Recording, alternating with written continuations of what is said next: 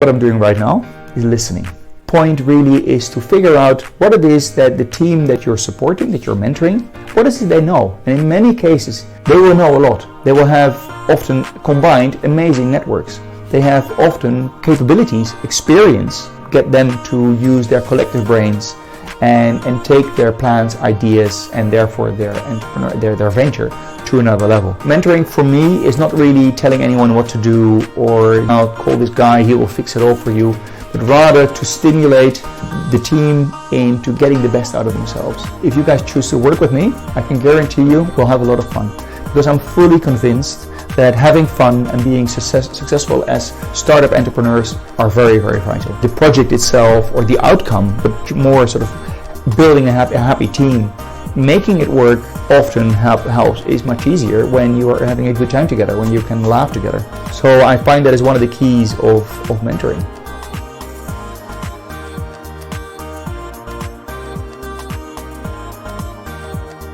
My name is Don Sperenberg, a self-employed entrepreneur. I mainly work the location where we are right now for Hotel School The Hague, top 5, top 10 ranking hotel schools in the world. Jobs here have involved as a freelance lecturer, courses that are linked to innovation, entrepreneurship, but also topics such as debating and sustainability.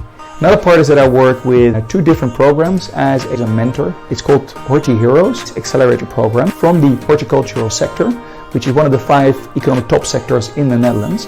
By the way, interesting to know is that surprisingly, the very small country of the Netherlands is the 2nd largest exporter of food in the world, only behind the US. And it is quite astonishing because we are an extremely small country. So how can we possibly produce and export as much food as we do? Well, one of the answers is horticulture. So the area between Rotterdam, the port, and The Hague is largely, to a very large extent, covered in glass. Basically greenhouses where vast amounts of food are being produced, and flowers and plants. However, innovation is still somewhat lacking in the industry. So Hortiheroes is mainly focusing on helping to innovate the horticultural sector, and the accelerator program has allowed me to, as a mentor, help a dedicated team. They will be doing this fast track program for a year, and the first 3 months thereof, they are challenged to start a startup, to start a company from scratch, and make sure that after 3 months they have something to show for customers or people that have signed a letter of intent or a very beautiful website that's gone live and that will attract real business. Yeah, for me it's a very fun job to help them. There's many opportunities because there's a lot of startups happening in the Netherlands. There's a huge number of programs, of incubators, of startup hubs. Every University of Applied Science, academic universities, all the main universities have their own incubators. Focus, energy, but also money, of course, is therefore also for mentoring.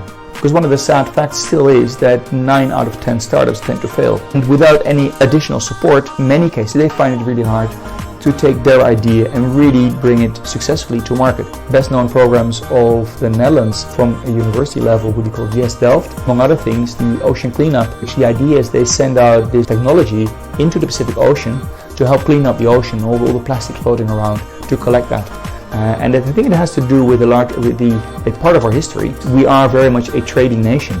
We are very outward looking. It's one of the reasons why many Dutch speak a very passable English. You find that international outlook really helps because we're very interested in other countries, other cultures, and we learn from that quite rapidly. That means that they can also explain which profession, which sector, what experience you have, and that helps to blend and shape you as a person.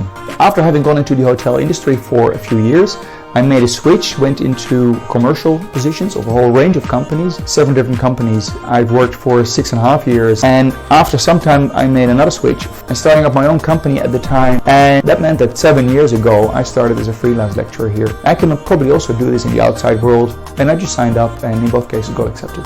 One of the things I tell them is don't worry if you don't know what you want to do with your life. It doesn't mean if you don't have any clear plans that it's going to be terrible. Even though sometimes parents are, yeah, you better go, work for a big company, work on your CV. But if that student has the plan of at some point starting up their own business, then a CV is not what anyone is looking for. When you're asking for capital, starting up a little company, no one is going to ask, yeah, where's your CV? Because that's not relevant for a startup entrepreneur. Don't worry about this. If you don't know what you want to do, you will find it at some point.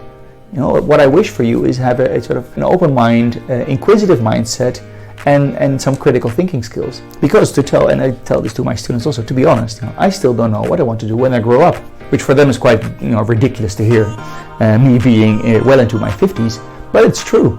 I genuinely do not know what I will be doing 5 years from now. But most likely it will not be the same as I'm doing right now. No specific mission, no specific goals, other than keep finding new things to do and increasingly do things that I enjoy doing.